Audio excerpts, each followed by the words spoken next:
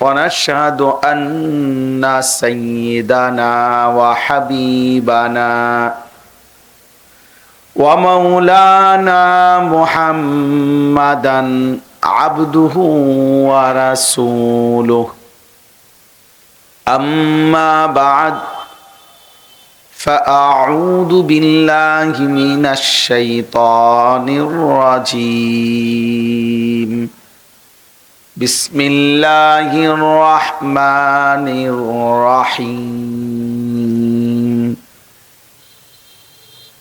ويوم تشقق السماء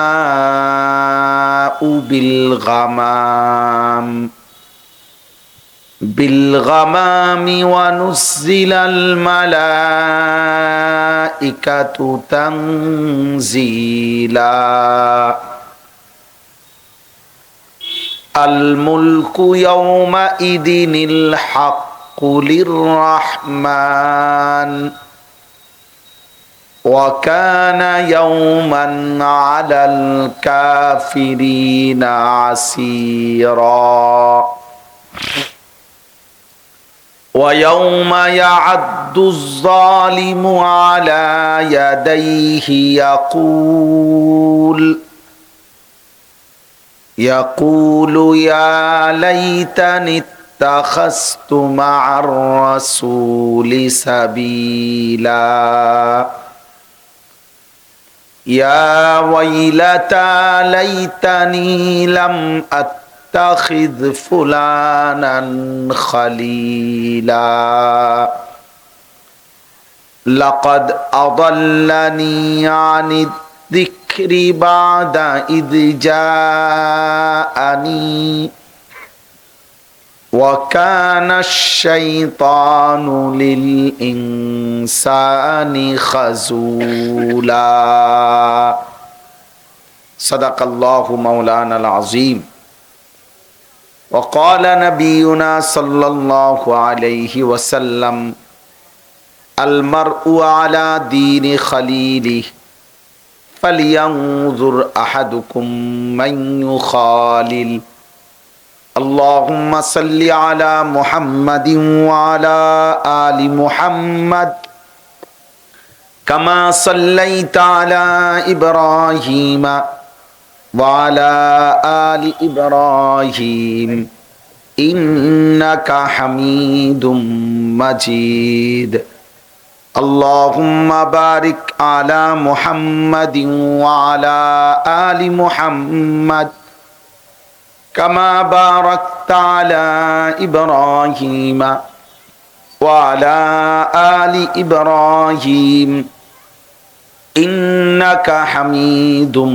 مجيد سبحانك لا علم لنا إلا ما علمتنا إنك أنت العليم الحكيم আলহামদুলিল্লাহ আল্লাহ পাক রব্বুল ইজ্জত জুল জালাল ওয়াল ইকরামের ফজল কারাম রব্বুল আলামিনের অপরিসীম ইহসান মেহেরবানি দয়া আল্লাহ তাআলা আমাদেরকে আজ 27 জানুয়ারি 2026 রোজ মঙ্গলবার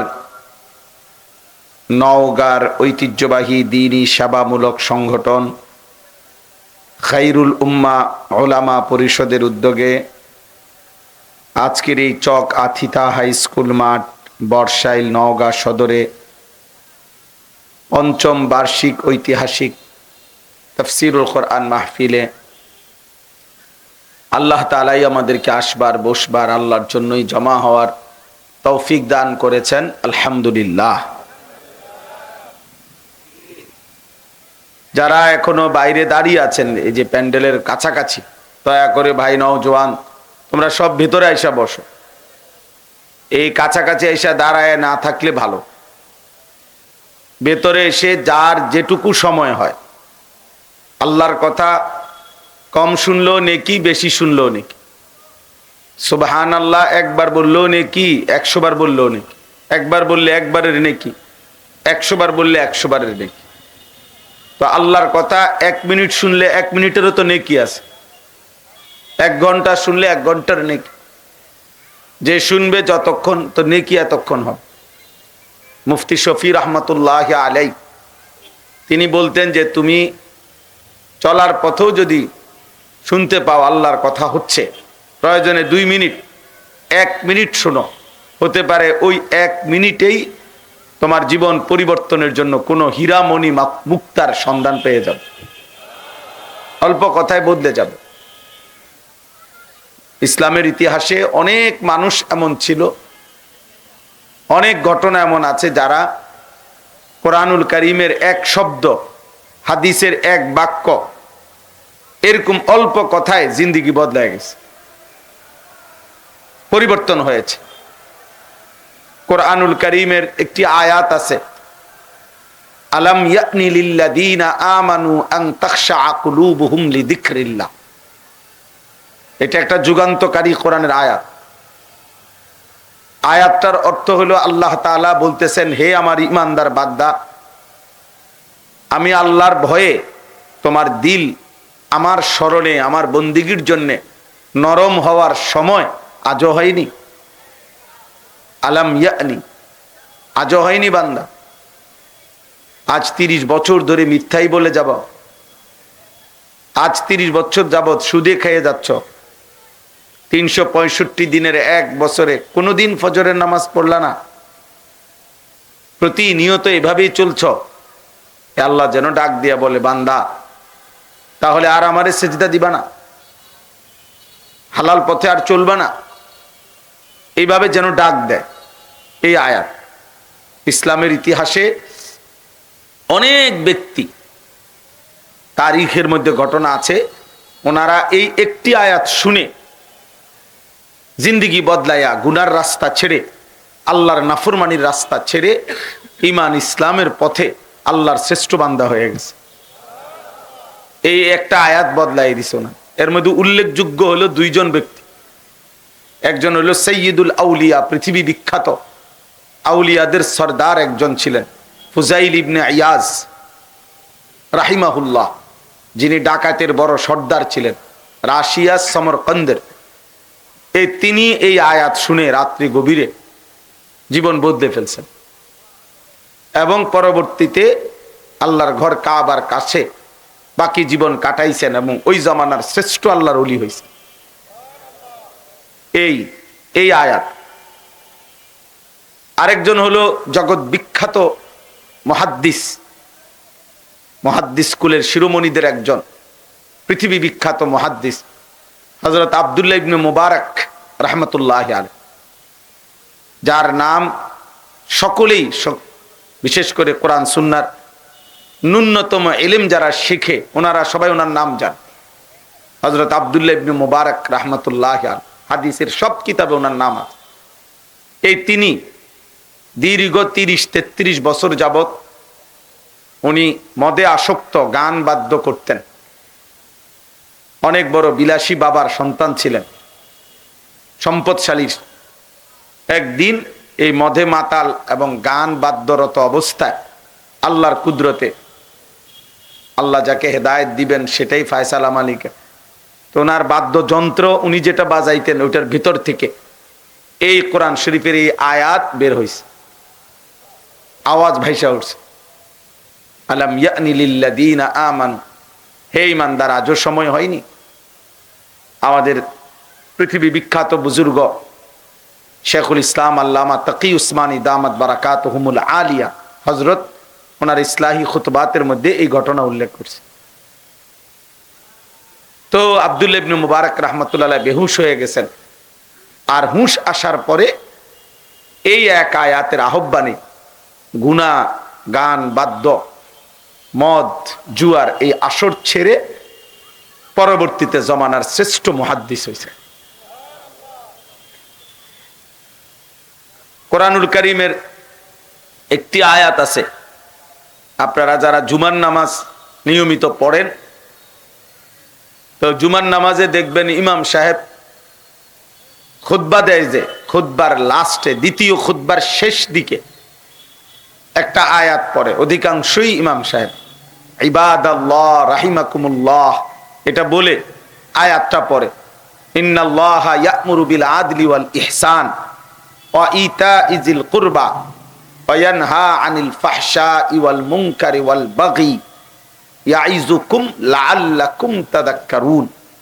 আল্লাহ তাআলা বলে, নিশ্চয়ই আল্লাহ তাআলা তোমাদেরকে ইনসাফ করার আদেশ করছেন, অপরের প্রতি অনুগ্রহ করার আদেশ করছেন, এবং আত্মীয় স্বজনকে তাদের সম্পদ তাদের প্রাপ্য দেওয়ার আদেশ করছেন।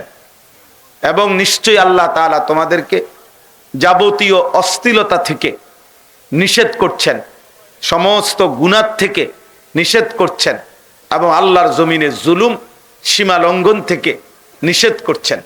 ইয়াইযুকুম, আল্লাহ নিজেই বলেন এই কথাগুলো আমি আল্লাহ তোমাদেরকে ওয়াজ করলাম, ওয়াজ করছি, লাআল্লাকুম তাযাক্কারুন, যেন তোমরা উপদেশ গ্রহণ করতে পারো। এই একটি আয়াত তাফসীরের মধ্যে আছে মক্কার জীবনে, রাসূলুল্লাহ সাল্লাল্লাহু আলাইহি সাল্লামের জীবনে অসংখ্য ব্যক্তি, কাফের ব্যক্তি এবং বড় গ্রুপ এই একটি আয়াত নবীজির জবান থেকে শুনে কালেমা পড়ে মুসলমান হয়েছে, কালেমা পড়ে মুসলমান হয়েছে এবং মাথা নোয়াইতে বাধ্য হয়েছে কোরআনুল কারীমের এই একটি আয়াতের সামনে। এই জন্য বললাম ভাই, অনেক সময় অল্প কথা মালিকের দয়ায় জিন্দেগি বদলায় দেয়, জীবন পরিবর্তন করে। হেদায়েত, ফায়সালা, পরিবর্তন, সিদ্ধান্ত, আর্থিক সংশোধন, জীবনটা আল্লাহমুখী, আখিরাতমুখী একটি সুন্দর জীবন, এটার মূল ফায়সালাটা আল্লাহর হাতে, সিদ্ধান্ত আল্লাহর হাতে। কোরআনুল কারীমের মধ্যে আছে আল্লাহ তাআলা বলেন, ওয়ামা আকসারুন নাসি ওয়ালাউ হারাসতা বিমুমিনিন। নবীজিকে বলছেন সূরা ইউসুফে, হে আমার বন্ধু, আপনি যদি প্রচন্ড চান, আপনি ভীষণ চাইলেও মনে রাখবেন অধিকাংশ লোক মুমিন হবে না, মুমিন হবে না। ইবলিস শয়তান আল্লাহকে বলছিল যে আল্লাহ, আমি আপনার দরবার থেকে বিতাড়িত হলাম, তবে মনে রাখবেন আমি আপনার প্রতিটা বান্দার সামনে পিছনে ডানে বামে চতুর্দিক থেকে গুনার কুমন্ত্রণা দেব, দিয়ে আপনাকে বলে গেলাম ওয়ালা তাজিদু আকসারাহুম শাকিরিন, আপনার অধিকাংশ বান্দাই আপনার প্রতি কৃতজ্ঞ থাকবে না। আল্লাহকে বলছে সে।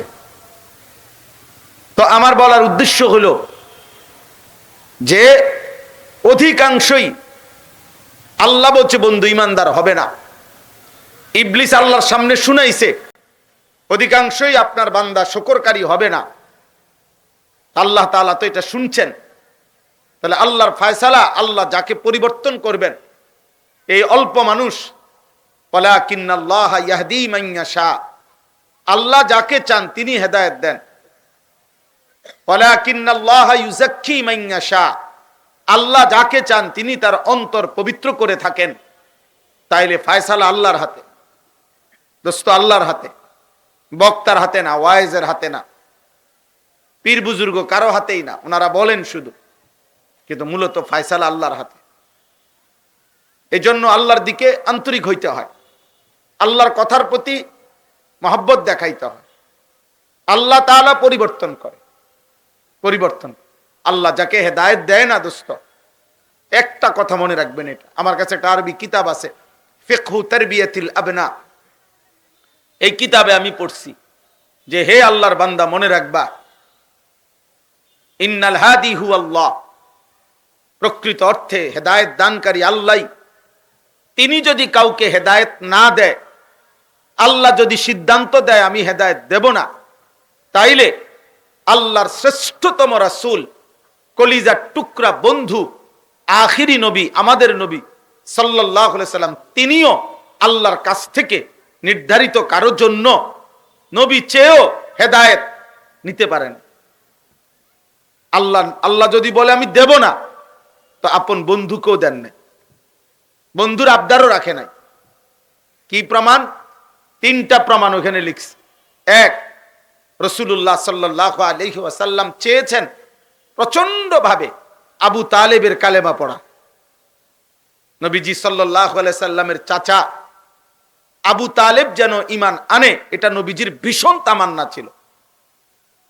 12 বছর বয়স থেকে 50 বছর পর্যন্ত 38 বছর একটানা নবী সাল্লাল্লাহু আলাইহি সাল্লামকে আগলায়া রাখছে আবু তালেব। আব্দুল মুত্তালিবের ইন্তেকালের সময় 12 বছর বয়সে আবু তালেবের হাতে নবীজিকে তুলে দিয়ে গেছেন। নবী সাল্লাল্লাহু আলাইহি ওয়াসাল্লামের বয়স যখন 50, তখন আবু তালেব ইন্তেকাল করছে। তাহলে 40 থেকে 50, এই 10 বছর তো নবী সাল্লাল্লাহু আলাইহি সাল্লাম কালেমার দাওয়াত দিয়েছেন। আবু তালেবকেও তো হাজার হাজার বার বলছেন 10 বছর। মৃত্যুর মুহূর্তে বুখারীর riwayat হযরত সাঈদ ইবনুল মুসাইয়াব রাহিমাহুল্লাহ থেকে বর্ণিত, আল্লাহর নবী সাল্লাল্লাহু আলাইহি সাল্লাম মৃত্যুর মুখেও বলছেন, ইয়া আম কুল লা ইলাহা ইল্লাল্লাহ কালিমাতান আশহাদু লাকা বিহা ইনদাল্লাহ। চাচা একবার কালেমাটা বলেন, একবার বলেন। আপনি বললে আমি এই কালেমা নিয়ে কিয়ামতের দিন আপনার জন্য আল্লাহর সামনে সাক্ষ্য দেব।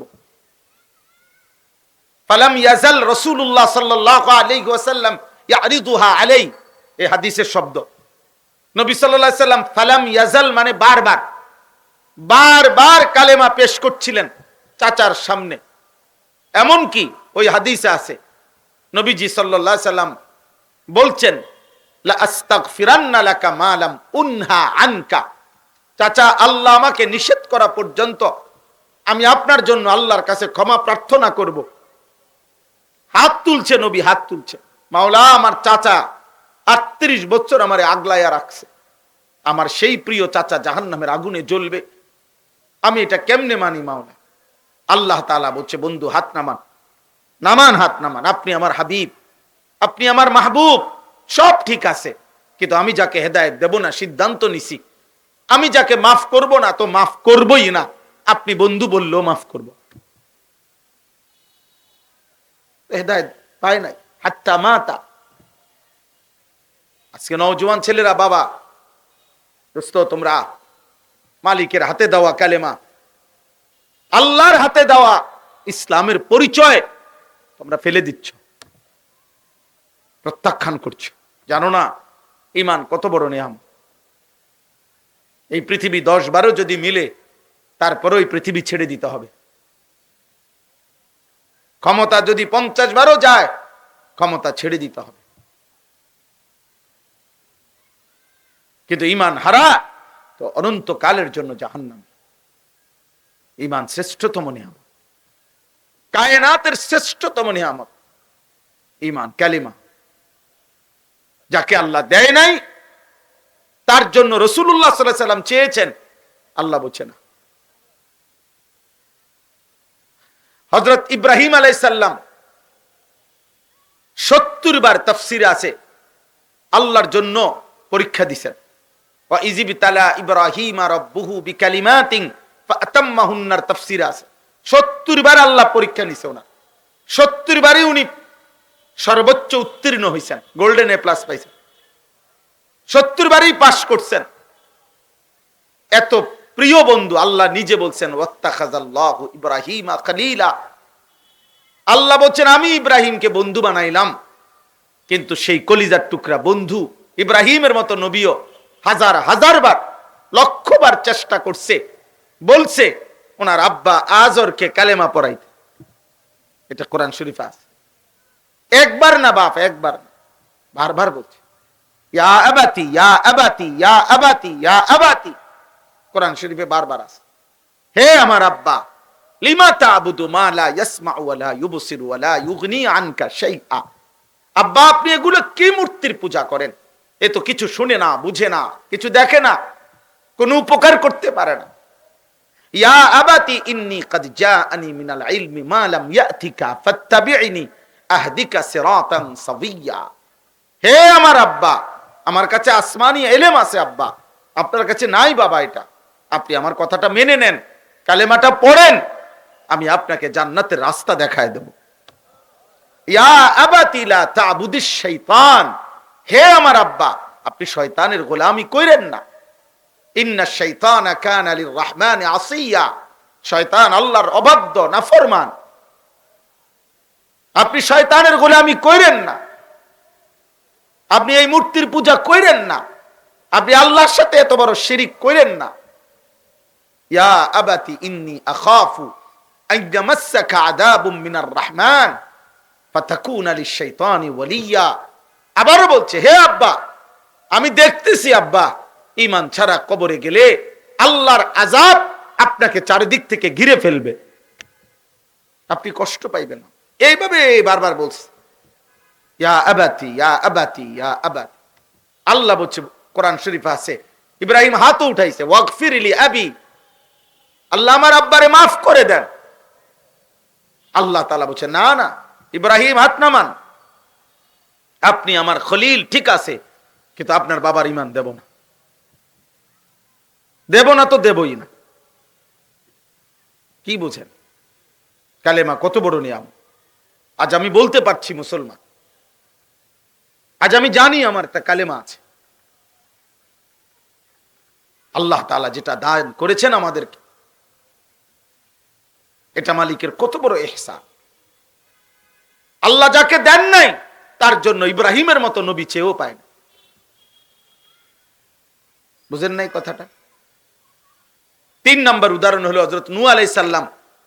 950 বছর, যিনি 950 বছর একটানা মানুষকে রাত দিন, লাইলা ওয়া নাহারা, রাত্রি দিন, তিনি ফালাবিসা ফীহিম আলফা সানা ইল্লা 50 আমান। আল্লাহ বলে 950 বছর আমার নূহ এক এলাকায় একটি জনগোষ্ঠীর মানুষের কাছে দিবা দিশি 950 বছর কালেমার দাওয়াত দিছে। 950 বছর কি মামুলি কথা? কি মনে করে 1-2 বছর? 950 বছর। আপনার আমার বাপ দাদা 14 গোষ্ঠী কয়জনের হায়াত একত্র করলে 950 বছর হবে? এই 950 বছর দাওয়াত দেওয়ার পরে যেদিন আল্লাহ তাআলা ফয়সালা দিলেন পানিতে ধ্বংস করে দিবে ওনার জাতিকে, সেদিন নূহ আলাইহিস সালাম তিনি দেখতে পেলেন শেষবারের মতো ওনার ছেলে কেনান, ছেলেটা তখনও কাফের।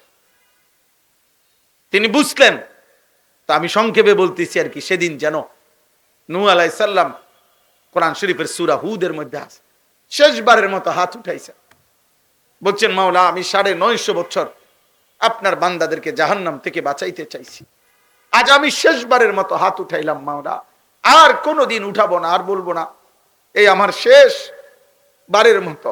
ইন্না ইবনি মিন আহলি, ওটা আমার ছেলে মাওলা। আমি 950 বছরের আপনার দিন বলেছি, একটা একটা মানুষকে জাহান্নাম থেকে বাঁচাইতে চাইছি, আমি দুয়ারে দুয়ারে ঘুরছি মাওলা, আমারে কত হাজার পাথর মারছে, কতবার রক্তাক্ত বেহুশ করে আমাকে ডাস্টবিনে ছুঁড়ে ফেলে দিছে।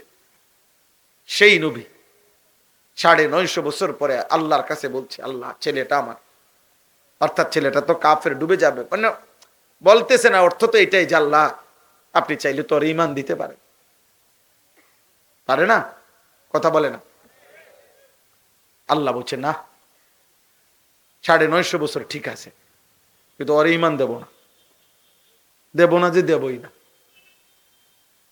ইয়া নূহ ইন্নাহু লাইসা মিন আহলিক,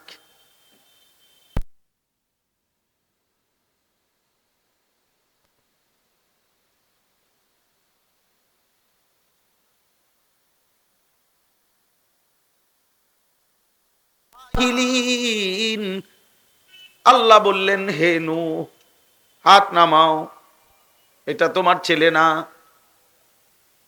এটা নাফরমান সন্তান, নাফরমান মুমিনের সন্তান হয় না। ফালা তাসআলনি, আর আমি আল্লাহর কাছে তার ব্যাপারে কিছুই চাইও না, হাত নামাও। দেয় নাই, দেয় নাই রে আব্বা। এজন্য আমার এটা গুরুত্বপূর্ণ কথা হলো, বক্তা কোনো মূল বিষয় না, পরিচিত বক্তাও কোনো বিষয় না, ভাইরাল বক্তাও কোনো বিষয় না, শ্রোতা বেশি হবে কম হবে এটাও কোনো বিষয় না। মূল বিষয় হলো আমার আল্লাহর দয়া, আমার মালিকের রহম, আখিরাত, আখিরাত, আখিরাত পরিবর্তন মূল বিষয়, আর সেটা মাওলা করুন, আল্লাহ করে। হেদায়েত মূল বিষয়। সারা বাংলাদেশের বক্তা বাইকটাও খাওয়াই দিলে বড়ি বানাই হবে না যদি আল্লাহ ফয়সালা না। অতএব এটা আমার প্রথম বক্তব্য, আল্লাহর দিকে আন্তরিক হবেন, আল্লাহর কোরআনের দিকে আন্তরিক হবেন। কোন বক্তা পরিচিত অপরিচিত এটা কোনো বিষয় না, শ্রোতা কম না বেশি এটা কোনো বিষয় না, খোদার কসম কোনো বিষয় না। ওয়াইন তুতি আকসারা মান ফিল আরদি ইউদিল্লুকা আন সাবিলিল্লাহ, নবীজিকে আল্লাহ বলছে সাবধান, বেশি মানুষ দেখে আপনি দৌড় দিয়েন না। শুধু বেশি মানুষের লোভ করলে আপনাকে আল্লাহর পথ থেকে পথহারা করে দিন। নবী সাল্লাল্লাহু আলাইহি সাল্লামকে আল্লাহ বলছে। এই জন্য আখিরাত দরকার, আখিরাত আল্লাহ কাছ থেকে চাওয়া দরকার। মাওলা আমার জিন্দেগি আপনার হাতে মাওলা। নবী সাল্লাল্লাহু আলাইহি সাল্লাম দোয়া করতেন, নবীজি দোয়া করতেন, আল্লাহুম্মা ইন্নী আবদুক ইবনু আবিদিক ইবনু আমাতিক নাসিয়াতি বিয়াদিক মাদিন ফিয়া হুকমুক আদলুন ফিয়া কাদাউক। এভাবে নবী বলতেন, আল্লাহ আমি আপনার গোলাম, আমার আব্বা আপনার গোলাম, আমার মা আপনার গোলাম, আমার তাকদীর আপনার হাতে, আমার ব্যাপারে আপনার ফয়সালাই কার্যকর, আপনি আমার জন্য যখন যা ফয়সালা করেছেন তাই ইনসাফ। কি কথা বলার ঢং কি! এরপরে নবী বলছেন, এরপরে আল্লাহর কাছে চাইছেন, আমি আপনার মুখাপেক্ষী মাওলা, আসআলুকা বিকুল্লি ইসমিন হুয়া লাক সাম্মাইতা বিহি নাফসাক আও আনজালতাহু ফি কিতাবিক আও আল্লামতাহু আহাদাম মিন খালকিক আও ইসতাআসারতা বিহি ফি ইলমিল গায়বি ইনদাক।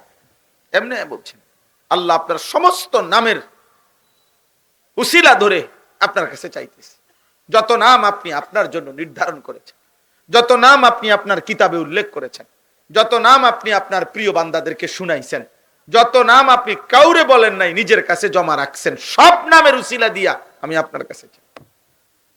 এমনি চাইছেন।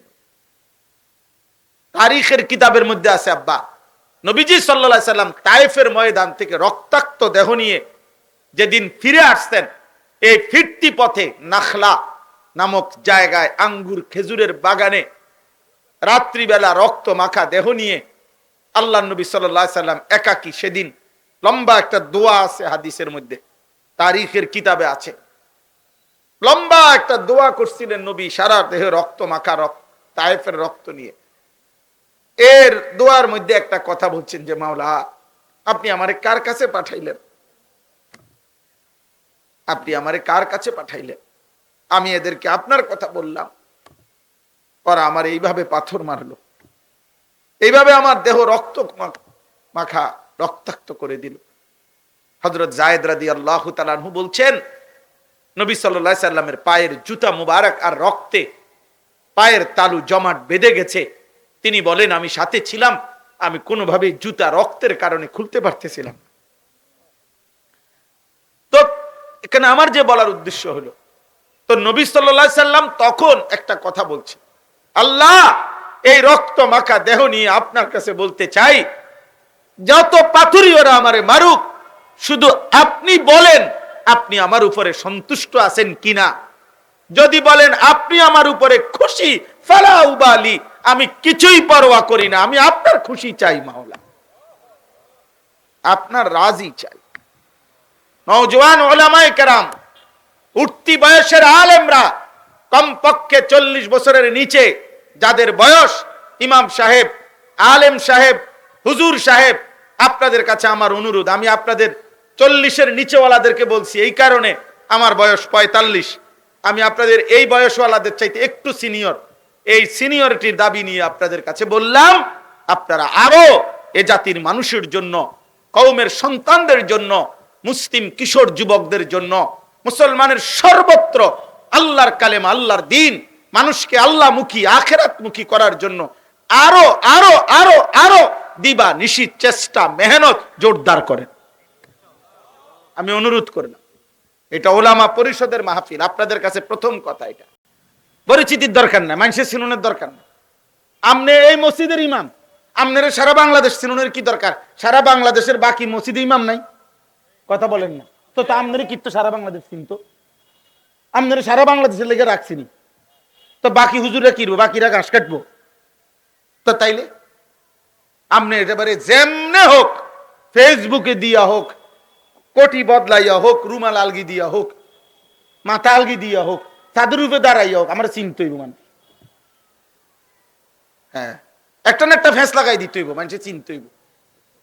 যত কিছু করণ লাগে প্রয়োজন, যত রং বদলান লাগে, যত খোলস বদলাইতে হয়, আমার চিনতে হইব মানুষ। না না বেটা, সবাই চিনা জরুরি না। আল্লাহর দিন, আল্লাহর কালেমার খেদমত, আখিরাতের ফিকির জরুরি।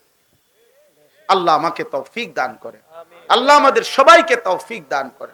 দোস্ত আমার, আপনারা যারা, সবাইকে বললাম, সর্বস্তরের মুসলমান, আপনাদেরকেও বললাম, আখিরাত মুখী ফিকির করে, আখিরাত মুখী ফিকির করে, আখিরাত মুখী, আল্লাহর দিকে আন্তরিক হন। আপনি আর মাথার চুল থেকে পায়ের নখ, আমি আপনি দুইজনেই মিলান আপাদ মস্তক ইমান ইসলামের সাথে কতটুকু সামঞ্জস্যপূর্ণ, কতটুকু সাংঘর্ষিক। আপনি মিলান আপনার ঘর, আপনার সংসার, আপনার জীবন, আপনার যৌবন, আপনার শরীর, আপনার স্বাস্থ্য, আপনার আয়, আপনার উপার্জন, আপনার বাজার, আপনার ব্যবসা, আপনার ঘর, আপনার সংসার, আপনার সমস্ত কিছু রাসূলুল্লাহ সাল্লাল্লাহু আলাইহি ওয়াসাল্লামের একটা একটা সুন্নাতের সাথে মিলান। ছোট বড় কিচ্ছু ভাগ করবেন না। আপাতত ছোটখাটো বিষয় বাদ দেন, বৃহৎ বিষয়ে ঐক্য হন। না না, ইসরাফিলের ফু পর্যন্ত ছোট বিষয়। প্রস্রাবখানায় বাম পাও দিয়া ঢুকা সুন্নত, এটা ইসরাফিলের ফুট দিনও বাদ দেওয়া যাইত না। মেসওয়াক করা সুন্নত, এটা একেবারে পৃথিবী সরকারকে আসে না না আসে, এটা ছোট বিষয় না, এটা একটা পৃথক বিষয়, ওইটা একটা পৃথক বিষয়, ওইটা একটা পৃথক বিষয়। মোমেনের জীবন, মোমেন প্রত্যেক বিষয় আল্লাহ আল্লাহ রসুল থেকে প্রমাণিত যা, তা শতভাগ সমপরিমাণ গুরুত্ব প্রদান করা ইমানের দাবি। এটা আমনে আমনে নিজে নিজে ভাগ করার কি দরকার? ফুকাহায়ে কেরাম ভাগ তো করে দিছে, এটা ফরজ, এটা ওয়াজিব, এটা সুন্নতে মুআক্কাদা, এটা নফল, এটা মুস্তাহাব, এটা হারাম, এটা মাকরুহে তাহরিমি, এটা মাকরুহে তানজিহি, এটা ভাগ করে দিছে না? তো আপনি আবার কি ভাগ করেন কেন? আপনি ভাগ করেন কেন? হ্যাঁ, এখন সব বন্ধ করেন, আগে ক্ষমতায় যান, এরপরে সব ঠিক করবেন। না না, ক্ষমতায় যেদিন যাইবে ওই দিন যারা মারা যাবে। কথা বলেন না কেন? যারে আপনি আশ্বাস দিচ্ছেন 13 তারিখ থেকে সব ঠিক হয়ে যাব, তো 12 তারিখ যে মারা যাবে হের কি হইব? হুজুর বলেন 12 ফেব্রুয়ারি মারা যাবে না কেউ? এবার কি তো এবার তো ধরা খাই লেব, তখন কি হবে? অতএব ঘর, সংসার, ব্যক্তি, পরিবার, রাষ্ট্র, রাজনীতি, ক্ষমতার পালা বদল, বাজার, ব্যবসা, আয়, উপার্জন, প্রত্যেক বিষয়ে ইসলামের মুস্তাকিল পৃথক পৃথক পূর্ণাঙ্গ বিধান আছে কিনা? তো তা আপনি রিবাদ দিবেন কেন? আপাতত কিতাবা, এটা বলে আপাতত, এটা আপাতত, সব আপাতত। এখন এখন রাখেন, এডি রাখেন, এডি রাখেন। হ্যাঁ, এবারে যে মেয়ে যে মাশাআল্লাহ দেখতে তো ভালোই, পেঁয়াজ কাটতে পারিনি কোন এইটা ছাড়া, ডিম বাজ দেয়ারিনি কখনো এইটা ছাড়া, যেটাই জিজ্ঞাসা শুধু এইটা ছাড়া। এমনি সব জানে, কিছুই জানে না, কিছুই জানে। যেটাই বলা হয় সেইটাই আপনার এখন রাখেন, এখন রাখেন, এখন রাখেন। এগুলো সব 13 তারিখ বলবেন, 12 তারিখ পর্যন্ত শুধু ক্ষমতায় যান। না না না, এটা একটা বিষয়। আমার জীবনের বাকি বিষয়গুলো সমান গুরুত্বপূর্ণ। রাসূলুল্লাহ সাল্লাল্লাহু আলাইহি সাল্লামের প্রত্যেকটা সুন্নাত, ছোট্ট ছোট্ট সুন্নাত গুলো সমপরিমাণ মুমিনের কলিজার সম্পদ, ভালোবাসার সম্পদ। আল্লাহ আমাদেরকে বুঝ দান করেন, আল্লাহ আমাদেরকে বুঝ দান করেন। আমরা প্রত্যেকে প্রত্যেকে আমার ভাই, আমার এটাই মূল কথা। খায়রুল উম্মাহ অনেক সুন্দর নাম, অনেক পছন্দসই নাম। ওলামা পরিষদ, আল্লাহ তাআলা ওনাদের এই ফিকির আল্লাহ কবুল করে নেন। আমি এটাই বলতে চাইছি, উম্মতের হার লাইনে ইনশাআল্লাহ আপনাদের কাছে আবদার, মেহনত করবেন। আল্লাহ আপনাদেরকে তৌফিক দান করে। পুরো জিন্দেগি বদলানোর চেষ্টা, ফয়সালা তো আল্লাহর হাতে। পরিবর্তন কে হবে না। আমার একদিন বলছে, হুজুর ওয়াজ তো করেন, একজনে বলছে কয়জন কিতাব বদলাইছে? হ্যাঁ কোন যে, আমি বলছি মিয়া ওয়াজ করাও আমার দায়িত্ব, হিসাব করাও আমার দায়িত্ব। বিষয়টা যদি এমন হইতো তে এই ডান কাঁধে বাম কাঁধে ফেরেশতা এবারও কাম কি? হিসাবের জন্য আলাদা লোক রাখছে কিনা আল্লাহ? তো তো এটা আমার দায়িত্ব নেই হিসাব করো, আমার তো দায়িত্ব না। যিনি হিসাব করার ও তো করতে আছে, ও তো হাসরের ময়দানে দিবেই, হিসাব তো দেখাবেই, হিসাব তো আখেরাতে। আমাদের হযরত মাওলানা জুলফিকার আহমদ নকশবন্দি রাহমাতুল্লাহ আলাইহি অল্প কিছুদিন আগে যিনি ইন্তেকাল করেছেন, পৃথিবী বিখ্যাত বুজুর্গ ছিলেন। হযরতের একটা দামি কথা আছে। হযরত বলতেন, এক মুমিনের জীবন, দুনিয়া হায়াত বেঁচে থাকে যতক্ষণ, অতক্ষণ মুমিনের জীবন মেহনতের। এটুকু হায়াত মেহনত করবে, কবরে সামান্য কিছুদিন ক্ষণিকের বিশ্রাম করবে, আখিরাতের জান্নাতে অনন্তকালের আরাম করবে। খালাস, মেহনত করবে দুনিয়ায়, বিশ্রাম করবে কবরে, আরাম করবে কোথায়? জান্নাতে। জান্নাতে। আল্লাহ আমাদেরকে তৌফিক দান করে। অতএব আমি লম্বা কথা প্রথম বললাম, মূল ও ফয়সালা কার হাতে? আবারও বলেন, কার হাতে? পরিবর্তন কার হাতে? আর্থিক সংশোধন কার হাতে? হেদায়েত কার হাতে? আমাদের সবার চেষ্টা, একজন হোক, 10 জন হোক, সম্মিলিত উদ্যোগ হোক, পরিষদ হোক, সংগঠন হোক, যাই হোক, ব্যক্তি উদ্যোগ হোক, সব হলো মেহনত, সব হলো চেষ্টা। ফয়সালা আল্লাহ। আল্লাহ তাআলা এই খায়রুল উম্মাহ ওলামা পরিষদের এই ফিকির, এই মেহনত, এই আন্তরিকতা কবুল করেন, কবুল করেন। এবার চলেন কোরআনুল কারীমের আমি যেই আয়াতগুলো পড়ছি, এবার এই আয়াতগুলোর উপরে সংক্ষিপ্ত একটু কথা বলি। আল্লাহ আমাদেরকে তৌফিক দান করেন। 19 নাম্বার পারা, 25 নাম্বার সূরা। সূরাটার নাম সূরায়ে ফুরকান। কি নাম? ফুরকান। এই সূরার 5টি আয়াত, 25, 26, 27, 28, 29, এই 5টি আয়াত আমি তেলাওয়াত করেছি। ইনশাআল্লাহ এই 5টি আয়াতকে সামনে রেখে আরেকটু কথা আপনাদের সামনে আরজ করতে চাই। আল্লাহ আমাদেরকে তৌফিক দান করে। তাফসীরুল কোরআন, এক্ষেত্রে মনে রাখতে হবে কোরআনুল কারীমের একটা মোটা দাগের কথা মনে রাখতে হবে।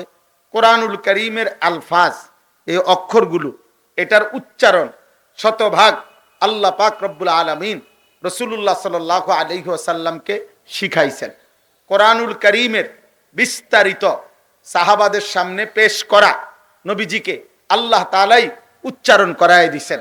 আর কোরআনুল কারীমের পূর্ণাঙ্গ তাফসীর, প্রত্যেক আয়াত, প্রত্যেক শব্দের মাফহুম কি, কি বুঝাইতে চাইছেন, মহান আল্লাহই রাসূলুল্লাহ সাল্লাল্লাহু আলাইহি সাল্লামের কলিজায় কোরআনের সেই তাফসীর ব্যাখ্যা আল্লাহই ঢেলে দিয়েছেন।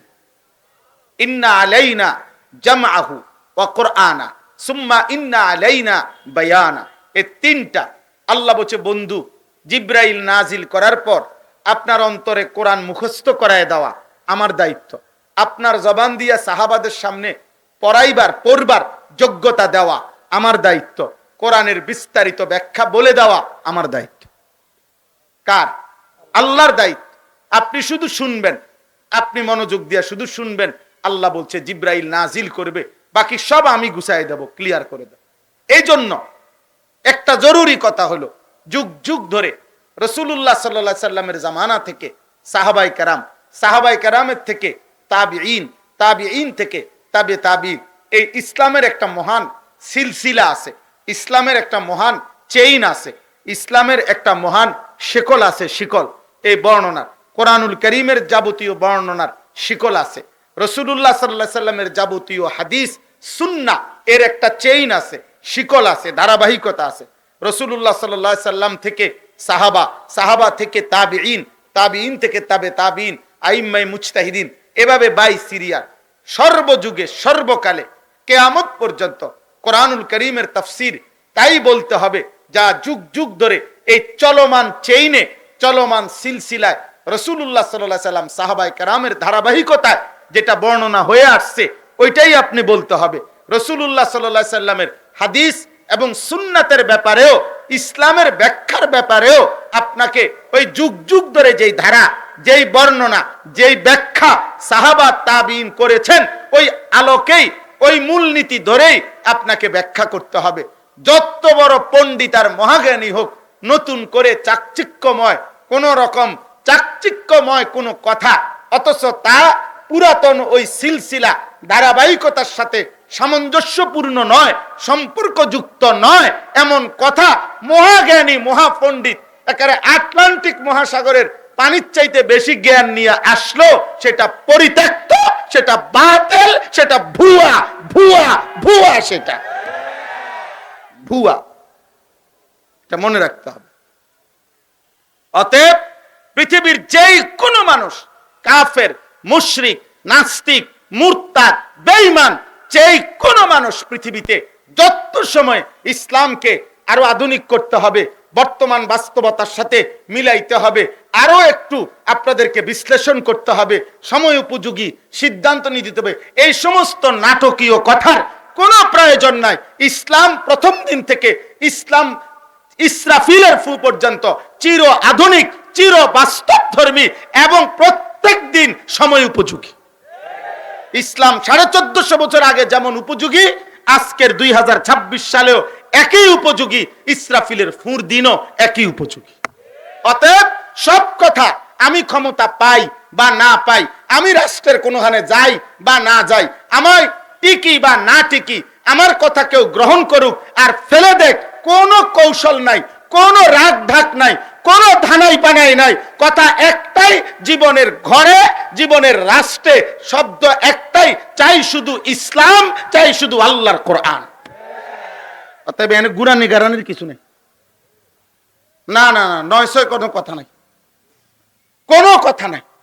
আপনি না পারলে না, ফায়সালা তো আল্লাহর হাতে, কিন্তু মূল বক্তব্য যে কথা একটাই, আল্লাহর কোরআন যা বলছে তাই স্পষ্ট, তাই স্পষ্ট। আল্লাহ তাআলা ইসলাম পূর্ণাঙ্গ করে দিবেন কিনা বলেন? অতএব ইসলামের মধ্যে খ্রিস্টানদের, ইসলামের মধ্যে হিন্দুদের, বৌদ্ধদের, নাস্তিকদের, মুরতাদদের, জন্তু জানোয়ারের, একটা পাখির, একটা পশুর, একটা গাছের পাতার নিরাপত্তা এবং তাদের বেঁচে থাকার স্বাধীনতা, তাদের ব্যাপারে পর্যাপ্ত পরিমাণ শরীয়তের বিধিবিধান ইনসাফপূর্ণ, ভারসাম্যপূর্ণ কোরআন এবং সুন্নাহর মধ্যে আছে কিনা বলেন? বলেন না, আছে কিনা বলেন? অতএব অতএব ওরা বুঝবে না, আপাতত কোন রকমের রাগ ঢাক করার কোন যৌক্তিকতা, কোন সুযোগ নাই। বেঈমানকে ইসলাম ছাড় দিয়া, কোরআন ছাড় দিয়া, এটাকে পাশ কাটাইয়া ওদেরকে আমরা যত সন্তুষ্টই করতে চাই, পৃথিবীর তাবৎ বেঈমান কোনোদিনও সন্তুষ্ট হবে না। প্রত্যেকবার এই সুযোগ পাইলে আমাদেরকে ছোবল দিবে। অতএব আমাদের সকাল দুপুর, আমাদের ঘর সংসার, আমাদের রাষ্ট্র রাজনীতি সবকিছুতে ইসলামই আমাদের পুঁজি, আল্লাহ আমাদের পুঁজি, রাসূলুল্লাহ সাল্লাল্লাহু আলাইহি ওয়াসাল্লামের সুন্নাতই আমাদের জিন্দেগি।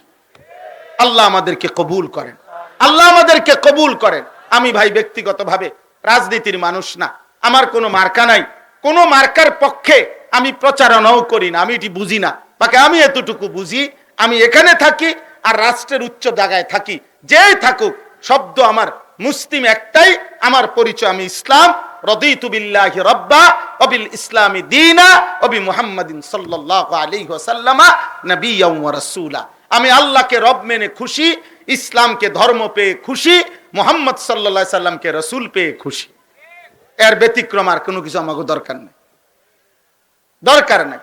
তো এই জন্য কোরআনুল কারীমের তাফসীরের ক্ষেত্রেও এটা লক্ষণীয় যে কোনোভাবে কোরআন সুন্নাত পূর্বসূরি মনীষীদের ধারাবাহিক বর্ণনার ব্যতিক্রম, নতুন মত পথ, নতুন কথা পেশ করা, এর দ্বারা যত সুন্দর চাকচিক্যই মনে হয়, কিন্তু সেটা উম্মতের জন্য ক্ষতিকরই হবে, পরিত্যক্তই হবে।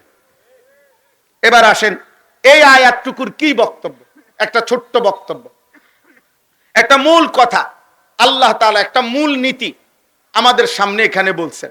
সেটা হলো এই পৃথিবীতে প্রত্যেকটি মানুষ যদি আল্লাহর পথে, রাসূলের পথে, আখিরাতের পথে, কল্যাণের পথে, নেকির পথে, জান্নাতের পথে চলতে চায়, এই পৃথিবীর প্রত্যেকটা মানুষ জাহান্নামের রাস্তা, শয়তানের রাস্তা, নফসের ধোঁকা থেকে হারাম জিন্দিগি থেকে যদি বাঁচতে চায়, একটা মৌলিক বিষয় তার জীবনে জরুরি, সেটা হলো উত্তম সংঘ এবং অসৎ সংঘ পরিহার।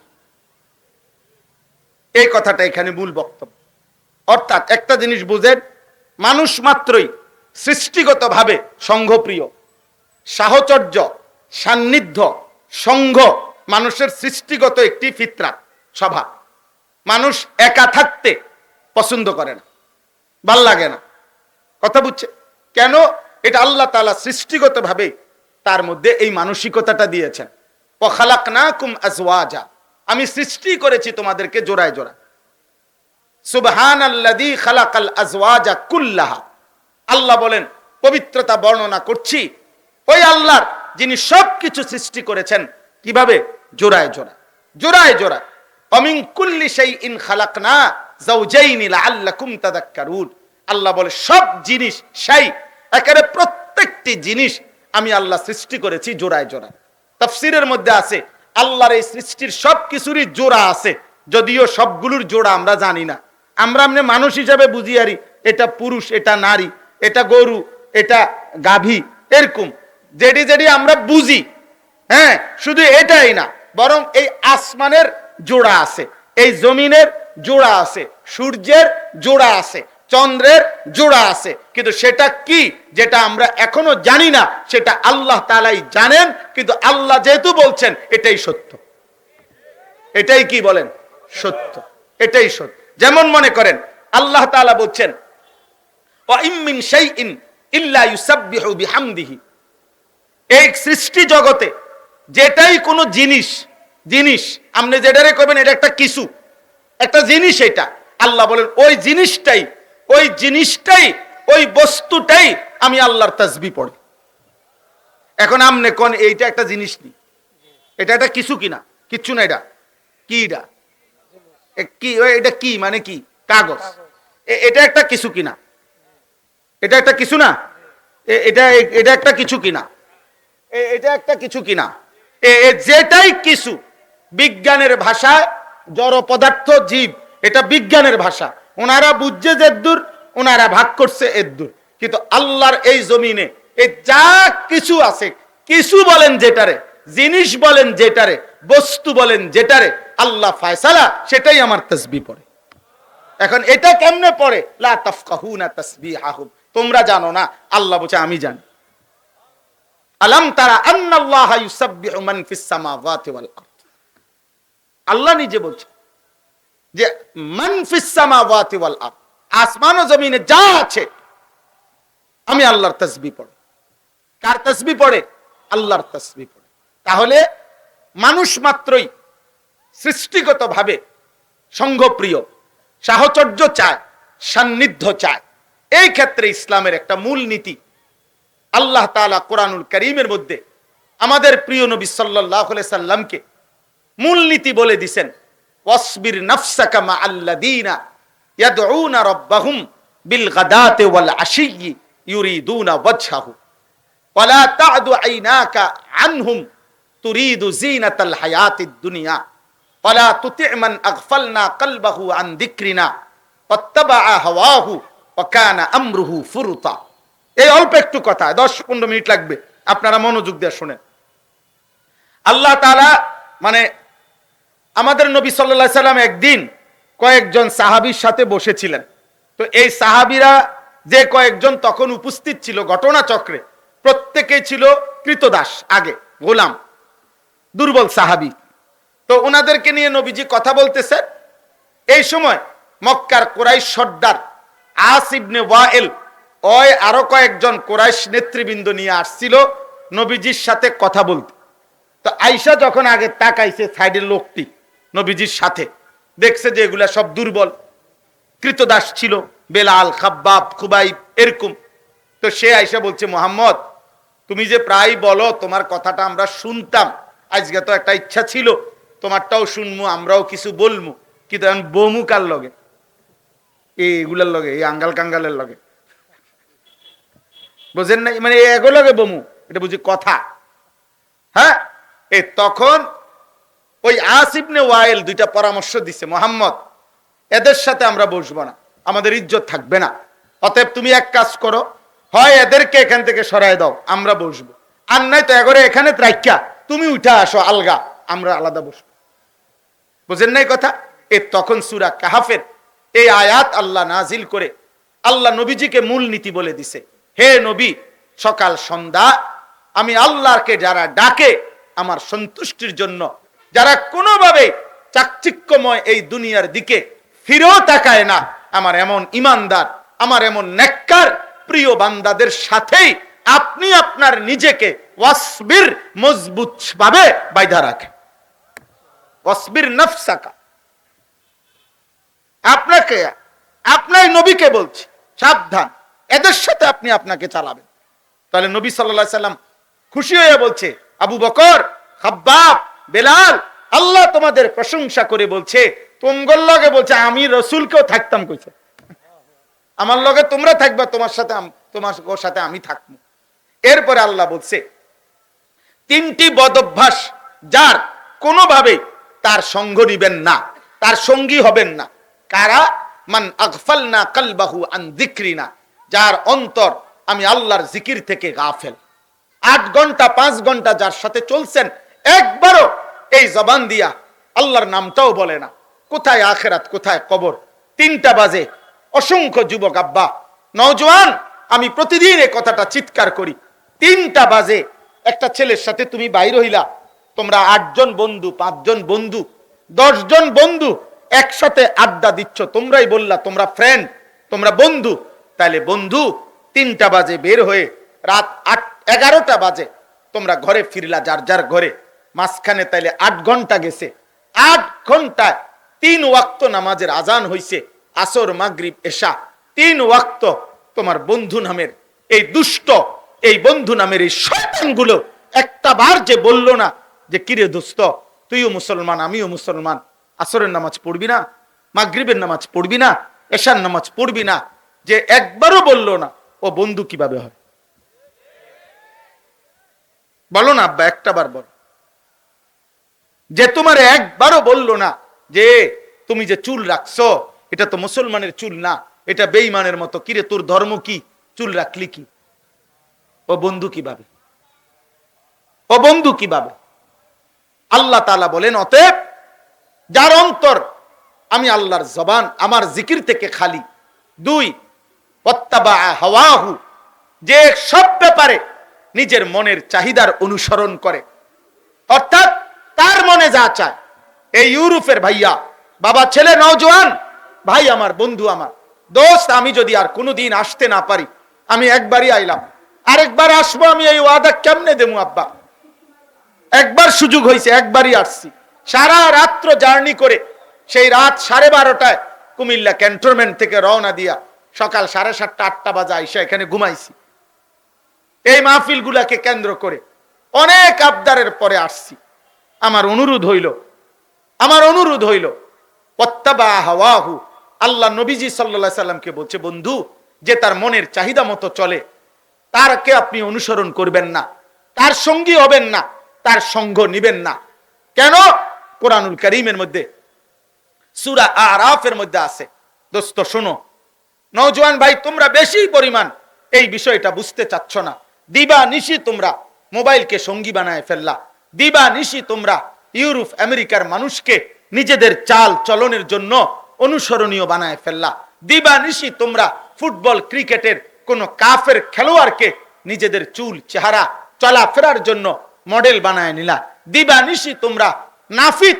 আরে বেটা, তোর রুচির উপরে, বেটা তোর রুচি কতটা নিচু যে একটা নাফিত তোকে বলছে এটা তোমারে সুন্দর দেখাবে, তো তুমি একজন মুসলমানের বাচ্চা, রক্তে যার, কলিজায় যার ইমান, সে নাফিতের কাছ থেকে ডিজাইন নিয়া তারে 300 টাকা দিয়া চুল কাটাইয়া ওই মনে করতেছে ওরে সুন্দর লাগতেছে। আরে তোর সুন্দরের এই সার্টিফিকেটটা দিল কে? এত বড় কাপুরুষ হইলি কেমনে আব্বা? এত বড় ব্যর্থ মানুষ হইলা কেমনে? আফসুস, আফসুস, আফসুসের ব্যাপার। গোটা ইউরোপ বস্তুবাদের স্লোগান এটা, ক্যাপিটালিজম পুঁজিবাদের স্লোগান এটা, গোটা পাশ্চাত্যের স্লোগান কি? মানুষের জীবনের স্লোগান হলো তাদের your life your wish, your life your choice. জীবন তোমার পছন্দ, তোমার জীবন তোমার পছন্দ, তোমার চুল তোমার পছন্দ, তোমার জামা তোমার পছন্দ, তোমার শরীর তোমার পছন্দ। তাসলিমা নাসরিন ওই নাস্তিক ওই মহিলা এটা বলে নাই শরীর আমার, সিদ্ধান্ত আমার। আমরাও তো ছোটবেলায় এই নাস্তিকের বিরুদ্ধে মিছিল করছিলাম, যে সব কাজ করে নিজের ইচ্ছে মতো, তার মনে যা চায়। এটা ইউরোপের স্লোগান, এখন বস্তুবাদের স্লোগান এটা, তোমার যেটা ভালো লাগে। অথচ কোরআনুল কারীমের মধ্যে কথা স্পষ্ট আছে। নওজোয়ান প্রিয় ভাই, আমি তোমাদেরকে আলাদা বলছি, আমার জিন্দিগির মূল ফিকির নওজোয়ানের সংশোধন। এটা আসলে এক একজনের এক এক কাজের একটা ধারাবাহিকতা থাকে। আমার শায়েখ আরিফ বিল্লাহ হাকিমুন নফস আল্লামা মুফতি মুশতাকুন নবী কাসিমি, আমার হযরত আমার জন্য বারবার যেটা বলছেন, মাওলানা আপনি এভাবে বলেন, তো আমি এই জন্য নওজোয়ানদেরকে একটু বেশি বলি, এতটুকুই। তো কোরআনুল কারীমের মধ্যে আছে যুবক ভাই, আল্লাহ স্পষ্ট বলছে ওয়াত্তাবা হাওয়া।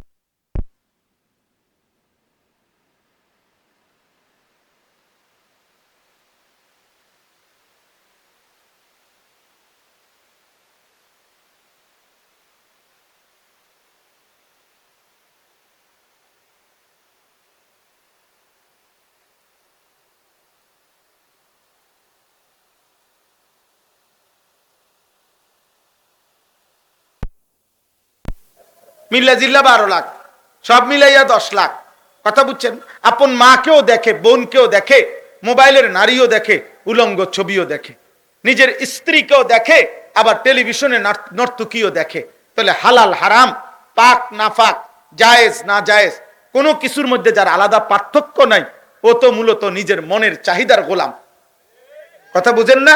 আফারাআইতা মানিত্তাখাযা ইলাহাহু হাওয়াহু, তার খোদা তার নফস, তার মনের চাহিদাই তার খোদা, সে তার মন মতো চলে। আল্লাহ তাআলা কসম বলছেন ওই ব্যক্তির উদাহরণ যে তার মনের চাহিদা মতো চলে, তার উদাহরণ কামাসালিল কালব, কুত্তার মতো, কুত্তার মতো, কুত্তার মতো, কুত্তার মতো।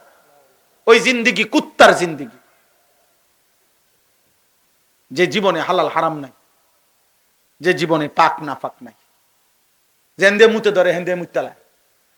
তুমি মুসলমান না বেওকুফ? তুমি রাস্তার কোনাত বইয়া লাইলা কেমনে? আহাম্মক, তুমি কেমনে বসলা? এটা রাসূলুল্লাহ সাল্লাল্লাহু আলাইহি ওয়াসাল্লাম এই আখলাক শিখাইছেন। তুমি যেখানে সেখানে যা মন চায় তাই করবা। 3 নাম্বার হলো ওয়াকানা আমরুহু ফুরুতা, যার সব কাজ সীমা লঙ্ঘন। মানে গুনাহ তো শুধু করে না, বাড়াবাড়ি। আরে একটা তো হলো হুঁচট খায়, আরেকটা হলো বাড়াবাড়ি। গুনাহ তো স্বাভাবিক হওয়ার কথা ছিল হুঁচট, অর্থাৎ আমি আজকে 6 মাস প্রতিদিন নামাজ পড়ি 5 ওয়াক্ত, আজকে আমার 1 ওয়াক্ত নামাজ দেরি হয়ে গেছে, হইতে পারে। আমি সব সময় মাথা নোয়াই, তো আজকে আমি হঠাৎ নারী দেখে ফেলছি, হইতে পারে। আমি সব সময় সুন্দরভাবে কই, আজকে মেজাজটা আমি রাখতে পারি নাই ভাই, এলা একটা গালি দিয়া লাইছি, ভুল হয়ে গেছে। এই গুনাহ তো হয় হুঁচট খাওয়া, কিন্তু 30 বছর সুদ, এটা গুনাহ? এটা শুধু গুনাহ? 365 দিনে তুমি কোনোদিন ফজরের নামাজ পড়বা না, এটা শুধু গুনাহ? এটা গুনার বাড়াবাড়ি না? কথা বলেন না কেন? আপনি 60 বছর, চাচা আপনি 60 বছর এখনো আপনি বিড়ি খাবেন, এই একটা না, আপনি আজও বুঝবেন না আপনার কবর নাই, আপনার আখিরাত নাই। 60 বছর বয়সেও আপনার বিড়ি সিগারেট খাওয়া বন্ধ করার সময় হয় নাই। 60 বছর বয়সেও চা দোকানের আড্ডা, এখনো নাচ গান দেখেন, টেলিভিশন নাটক সিনেমা দেখেন, এখনো কিস্তি নেন, এখনো কথায় কথায় গালি দেন, এভাবে লাগাতার 30 বছর ধরে একজন মহিলা বেপরদা, প্রতিদিন আপনার ঘরে রঙিন টেলিভিশন চলবে, বছরের পর বছর আপনি সুদ কিস্তির উপরে জীবন চালাবেন। আস্তাগফিরুল্লাহ, এটা কেমন মুসলমান? এ তো অহংকারী, এ তো সীমালঙ্ঘনকারী, এ তো আল্লাহকে কিছুই মনে করে না, এ তো আখিরাতকে কিছুই মনে করে না। আল্লাহ তাআলা বলছে, বন্ধু এমন নাফরমানকে আপনি আপনার বন্ধু বানাবেন না, বন্ধু বানাবেন না, সঙ্গী হবেন না। এবার আসেন রাসূলুল্লাহ সাল্লাল্লাহু আলাইহি ওয়াসাল্লাম, শুধু 2টা হাদিস নবীজি সাল্লাল্লাহু আলাইহি সাল্লামের বলি। আল্লাহর নবী বলেন, আল মারউ আলা দীনি খলিলিহি, প্রত্যেক ব্যক্তি তার বন্ধুর স্বভাব দ্বারা প্রভাবিত হয়, বন্ধুর গুণে মানুষ গুণান্বিত হয়। ফালিয়ানজুর আহাদুকুম মান ইউখালিলু, তুমি লক্ষ্য রেখো তুমি কাকে বন্ধু বানাচ্ছ, নবীজি বলছেন। 2 নম্বর হাদিস, আল্লাহ নবী সাল্লাল্লাহু আলাইহি সাল্লাম বলেন, উত্তম বন্ধু আতর বিক্রেতার মতো, কাহামিলিল মিস্ক, মন্দ বন্ধু মন্দ সঙ্গী কানাফিখিল কির, কামারের দোকানে কয়লা কে যে লাল আগুনের বানাইবার জন্য এমনি এমনি টানে ফু দেওয়া হয়, এই হাফর টানে যেটা, এই ব্যক্তির মতো। সহজ বলেন কামারের দোকানদারের মতো। আল্লাহ নবী বলেন আতর বিক্রেতার কাছে তুমি 3টি জিনিস নিশ্চিত পাবে। 1, ইম্মা আন ইউহজিয়াকা, গেলেই তুমি হয়তো তিনি তোমাকে 1 বোতল আতর হাদিয়া দেবে। 2, ওয়া ইম্মা আন তাবতাআ মিনহু, অথবা তুমি নিজে আতর বিক্রেতার থেকে কিছু কিনে নিবে আতর। 3 নাম্বার, যদি নাও কেনো, সেও যদি তোমার হাদিয়াও না দেয়, ওয়া ইম্মা আন তাজিদা মিনহু রিহান তাইয়্যিবা, কমপক্ষে তার সামনে থাকলে সুগন্ধি তোমার নাকে লাগবেই। আল্লাহ রাসূল সাল্লাল্লাহু আলাইহি সাল্লাম বলেন আল জালিসুস সালিহ কাহামিলিল মিস্ক, উত্তম সঙ্গী ঠিক এরকম, তোমাকে সুগন্ধই দিবে, উপকারী হবে। এখানে তোমার আখিরাত বরবাদ, ক্ষতিগ্রস্ত, জীবন যৌবন চরিত্র আখলাক চলাফেরা নষ্ট হবে এমন হবে না। আর ওই কামারের দোকানদার, এই আপনারা এটা বুঝছেননি আমার কথা, এমনি এমনি যে টানে, তাই না যে কয়লা লাল করে, এইটারে কি কয়, এই যে হাফার, এইটা যে টানে, আল্লাহ নবী বলেন মন্দ সঙ্গী ওই ব্যক্তির মতো। তুমি যদি তার পাশে গিয়া বসো, 2টা ক্ষতি হবেই হবে। ইম্মা আন ইউহরিকা সিয়াবাকা, কিছুক্ষণ বইলেই দেখবা একটু পরে তোমার লুঙ্গি জামা পাঞ্জাবির কোনার কোনান দিয়া পুড়ে গেছে। ওয়া ইম্মা আন তাজিদা মিনহু রিহান খাবিসা, অথবা যতক্ষণ বসে থাকবা অতক্ষণ তোমার নাকে ধোঁয়ার দুর্গন্ধই লাগতে থাকবে, ক্ষতিই করবে, তোমার উপকার হবে না, উপকার হবে না। তাইলে ভাই এইখানে আসেন, এবার তরজমাটা বলে, তরজমার মধ্যে এই কথাটাই আল্লাহ বলছে। মক্কার একজন কাফের সর্দার উকবা ইবনে আবি মুআইত, নবীজি তার বাড়িতে মেহমান হয়ে আসছিলেন। তো নবী বলছেন আমি আপনার খাবার গ্রহণ করব না চাচা কালিমা না পড়লে। তখন সে মনে করছে মেহমান হিসাবে আইসা চলে যাবে না খাইয়া, এই জন্য লজ্জায় উকবা ইবনে আবি মুআইত মক্কার কাফের সর্দার নবীজির কাছে কালিমা পড়ছিল। কিন্তু নবী সাল্লাল্লাহু আলাইহি সাল্লাম যখন খাইয়া চলে গেছেন, তার একজন অসৎ বন্ধু উবাই ইবনে খালফ, এই বেঈমান উকবা ইবনে আবি মুআইতের হাত চাইপা ধইরা বলতেছে, দোস্ত তোর লগে আজকে আমগো এতদিনের বন্ধুত্ব, একসাথে গাঁজা খাই, একসাথে চুরি করি, ডাকাতি করি, একসাথে মদ খাই, জুয়া খেলি, একসাথে মানুষ কোবাই, বুঝেন নাই? আজকে এতদিনের বন্ধুত্ব, সমস্ত সিটারি বাটপারি আমরা একসাথে করি, সমস্ত 2 নম্বরই 6 নম্বরই আমরা একসাথে করি, আজকে তুমি কথা নাই বার্তা নাই, আমাদের দিকে না তাকাইয়া মুহাম্মদের কালেমা কেন গ্রহণ করলা? তখন উকবা বলতেছে, দোস্ত আমি এখনো তোদেরই দোস্ত, তবে লজ্জায় পড়ে সে না খাইয়া চলে গেলে, মেহমান আমার বাড়ির থেকে না খাইয়া গেছে, এটা আমার বেইজ্জতি, এই জন্য আমার শরম হবে দেখা আমি কালেমা পড়ছি, দিল থেকে পড়ি নাই, নাউজুবিল্লাহ। তখন এই উবাই ইবনে খালফ বলছে, যদি বন্ধুত্ব টিকাইতে হয় তাহলে এখন নাউজুবিল্লাহ তুমি গিয়া মুহাম্মদকে যেই অবস্থায় পাবা, ওই অবস্থায় নাউজুবিল্লাহ তার কপালে থুতু মাইরা তার কালেমা তারে ফেরত দিবে। এই বেঈমান সত্যি সত্যি এই উকবা ইবনে আবি মুআইত, এই বেঈমান গিয়া নবীজিকে পাইছে কাবা ঘরের সামনে, গিয়া নবীজি সাল্লাল্লাহু আলাইহি সাল্লামের কপাল বরাবর নাউজুবিল্লাহ থুতু মাইরা বলছে, মুহাম্মদ তোর কালেমা তোরে ফেরত দিল। আল্লাহ তাআলা বললেন, হায় দেখো বন্ধু কি করলো, অসৎ বন্ধু কি করলো, লোকটা তো ইচ্ছায় হোক অনিচ্ছায় হোক কালেমা তো পড়ে ফেলছিল, বাচ্চা তো গেছিল, জাহান্নাম থেকে তো বাচ্চা গেছিল, কিন্তু বন্ধু কি করে দিল, বরবাদ করে দিল।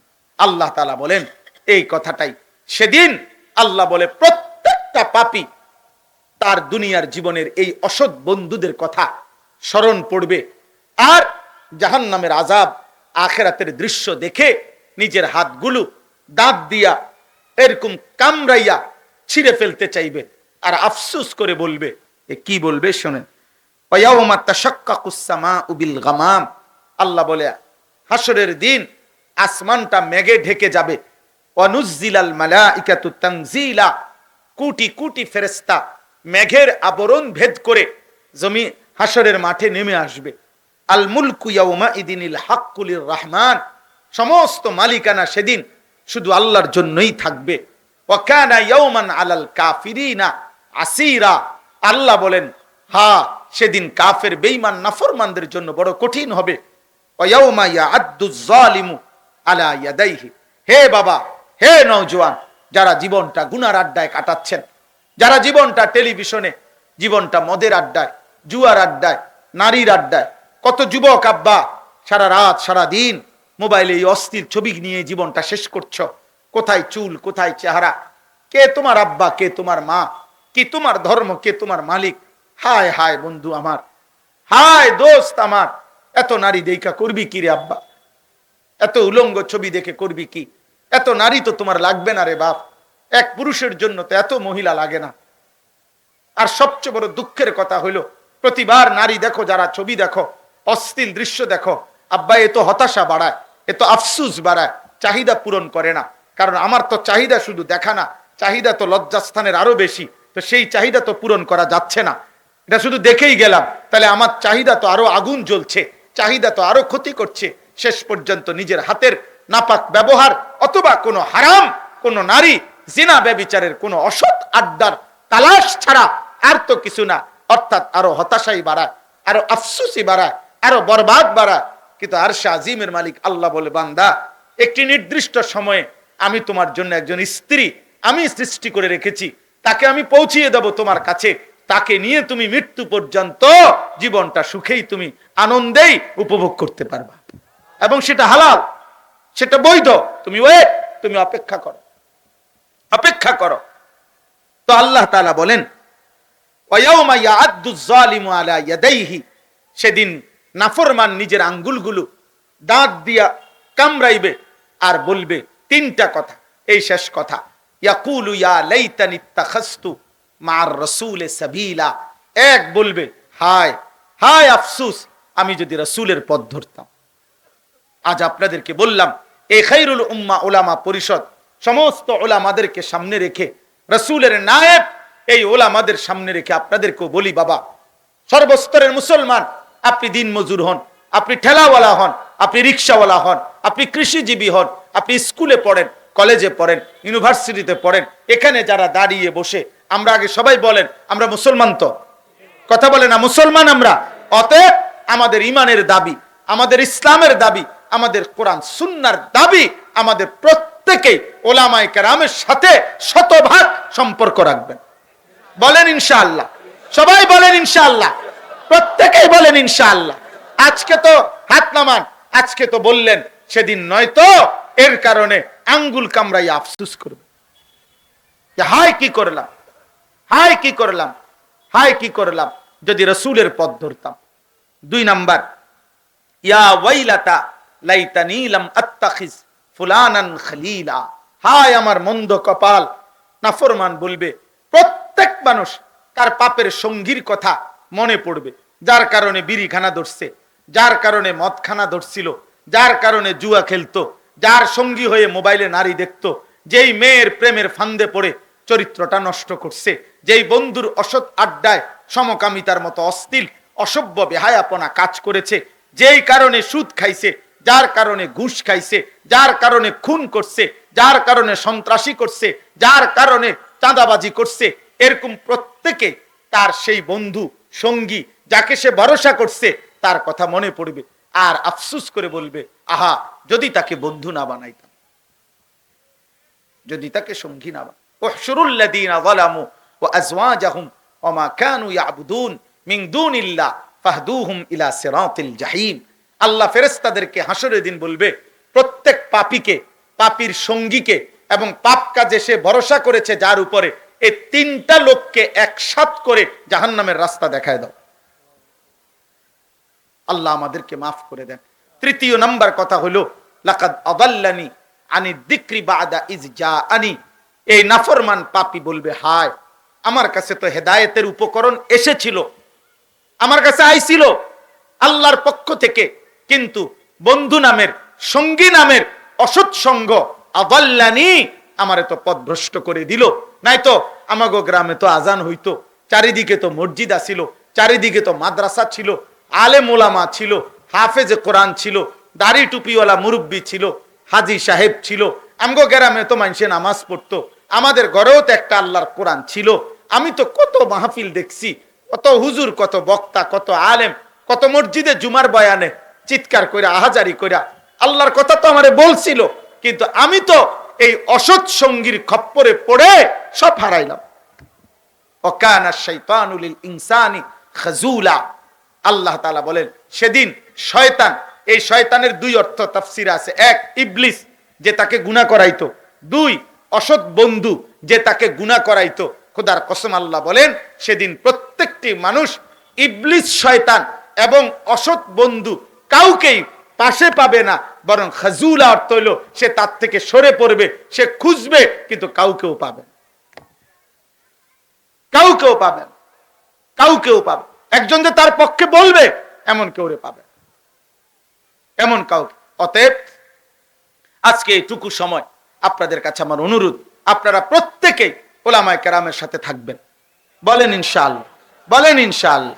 দাওয়াত বলেন, তাবলীগ বলেন, তালিম বলেন, তাজকিয়া বলেন, জিহাদ বলেন, তাহরীর বলেন, তাহরিক বলেন, প্রত্যেক কাজে উলামায়ে কেরামের সাথেই থাকবেন। বলেন ইনশাআল্লাহ, বলেন ইনশাআল্লাহ, বলেন ইনশাআল্লাহ। আল্লাহ তাআলা আপনাদেরকে তৌফিক দান করেন। আমার বাপ আমার জন্য দোয়া করবেন। আপনাদের এই খায়রুল উম্মাহ উলামা পরিষদের কাছে আমার শেষ আবদার, আপনারা আপনাদের পরিষদের উদ্যোগে আলাদাভাবে মুসলমানের কিশোর নওজোয়ানের জন্য পৃথক ইন্তজাম করবেন। বিশেষ করে আমার অনুরোধ, ফজর ক্যাম্পেইনের কাজ করবেন। ফজরের নামাজে মুসল্লি বৃদ্ধি, কিশোর যুবক ছেলেদেরকে ফজরের নামাজে কিভাবে মুসল্লি বাড়ানো যায় এই চেষ্টা করবেন। এটা একটা মূল কারণ হইল, আলহামদুলিল্লাহ আজকে 4-5 বছর আমরা সারা বাংলাদেশে অরাজনৈতিকভাবে এই চেষ্টাটা করতেছি। বাংলাদেশে এখন আমাদের তত্ত্বাবধানে আল্লাহর দয়া এমন উপজেলাও আছে, এক উপজেলায় 13 ইউনিয়নে কমপক্ষে 4,500-এর চাইতে বেশি কিশোর যুবক প্রতিদিন ফজরের নামাজ জামাতে পড়ে। 2200, 1800, 1700, 800 এরকম ছেলে পেলে লিস্টি করা ফজরের ক্যাম্পেইন করে, মানে ফজরের নামাজের জন্য মুসল্লি বন্ধুদেরকে উঠায়, ফজরের মুসল্লি বাড়ায়। ফজরের মুসল্লি যারা মাহাদির সৈনিক, তারা ফজরের মুসল্লি যারা দাজ্জালের বিরুদ্ধে লড়বে, তারা শহীদ শরীফ উসমান হাদি 5 ওয়াক্ত নামাজ পড়তো, ফজরের নামাজও মসজিদের জামাতে পড়তো। এই জন্য আল্লাহ তাআলা তার সেজদার বরকতে, আল্লাহ তাআলা তার দেশপ্রেম এবং ঈমান একসাথে নিয়ে এত 18 কোটি মানুষের চোখের পানির ভালোবাসা আল্লাহ তাকে দিয়েছে। এই জন্য যুবক প্রত্যেকের কাছে অনুরোধ, আমার জিন্দিগির এটা একটা ফিকির।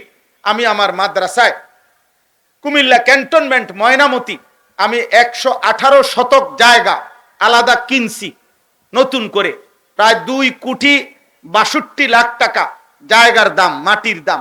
আমার একটা আশা, একদিকে বাচ্চাদের মাদ্রাসা আমার হেদায়েতুন নাহু জামাত পর্যন্ত এখন আছে, আস্তে আস্তে খুলবো, এটা চলবে। দ্বিতীয়ত আমি সারা বাংলাদেশের কিশোর যুবক নওজোয়ান, স্কুল কলেজ ইউনিভার্সিটি পড়ুয়া কিংবা যারা কোনো পড়ালেখা করে না অথবা অন্য বয়সী মুরব্বী, বয়স্ক, দিনমজুর, ঠেলাওয়ালা, বছরের যেই কোনো দিন আমি একটা মাদ্রাসাটা করতে চাই। ওইখানে বছরের যেই কোনো দিন যার যেটুকু সময় আছে এটুকু সময় নিয়ে আসবে, আলাদা শিক্ষক উস্তাদ কর্মচারী দিয়ে কোরআন সুন্নাহ ওযু নামাজ সূরা কেরাত দোয়া কালাম রুকু সেজদা দিন শিখাবার। গত বছর আমরা 6 দিনে 2025 সালে 3 দিন করে 6 দিন মাদ্রাসা বন্ধকালীন আলহামদুলিল্লাহ বাংলাদেশের প্রায় 500 স্কুল কলেজ ইউনিভার্সিটির কিশোর যুবককে 6 দিনে 11 ঘন্টা করে প্রতিদিন রাত দিন মিলাইয়া 60 জন ছাত্র উস্তাদ মিলে ওদেরকে ওযু নামাজ সূরা কেরাত দোয়া কালাম শিখাইছি এবং এবছরও হবে। এই জন্য আপনাদের কাছে আমার অনুরোধ, আপনারা আমার ওই মাদ্রাসার এই কাগজটা, ওই মাদ্রাসার একটা আবেদন, অর্থাৎ আমার ওই 2,62,00,000 টাকার ওই জমিতে যদি কেউ অংশগ্রহণ করেন, এক নামাজের মুসল্লা পরিমাণ, জায়নামাজ পরিমাণ মাটির দাম 4200 টাকা। আমি এটা একটা আবেদন কাগজটা দিলাম, বিকাশ নাম্বার, অ্যাকাউন্ট নাম্বার ওখানে আছে। কারো যদি মন চায় আমাদের মাদ্রাসার ওই জমিতে অংশগ্রহণ কইরেন, 4200 টাকা দিলে সাদকায়ে জারিয়ার ইনশাআল্লাহ সওয়াব পাবেন, দ্বীনি কাজ চলবে। সর্বশেষ আপনাদের প্রত্যেকের কাছে আমাদের এই খায়রুল উম্মাহ উলামা পরিষদের পক্ষ থেকে একটা ব্যাগ নিয়ে যাচ্ছে। 2টা মিনিট প্রত্যেকে একটু পকেটে হাত দিয়ে এই উলামা পরিষদের আজকের এই মাহফিলের জন্য আপনারা প্রত্যেকে একটু সহযোগিতা করেন, এরপরেই দোয়া করছি। দ্রুত প্রত্যেকে দেন, কেউ ফিরায় দিয়েন না। কিশোর ভাই, যুবক ভাই, তোমরাও দাও।